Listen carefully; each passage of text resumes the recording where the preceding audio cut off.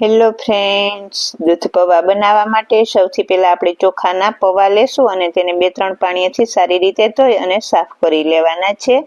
હવે જે પૌવા ધોયેલા છે તેને આપણે એક વાસણમાં લઈ લેશું અને તેમાં થોડુંક દૂધ અને ખાંડ ઉમેરી તેને 1 કલાક માટે પલળવા દેશું.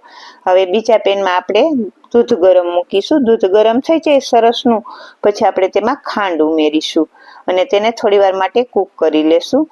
પછી જે આપણે પૌવા પલાળેલા છે તે ઉમેરીશું અને તેને પાછું ફરીથી કૂક કરી સરસ ઘટ થાય ને ત્યાં સુધી થવા દેશું. પછી આપણે ઉપરથી ડ્રાયફ્રૂટ ઉમેરીશું અને એલચી પાવડર ઉમેરીશું અને તેને આપણે એક બીજા વાસણમાં લઈ ફ્રીજમાં થોડીવાર માટે ઠંડા થવા મૂકીશું.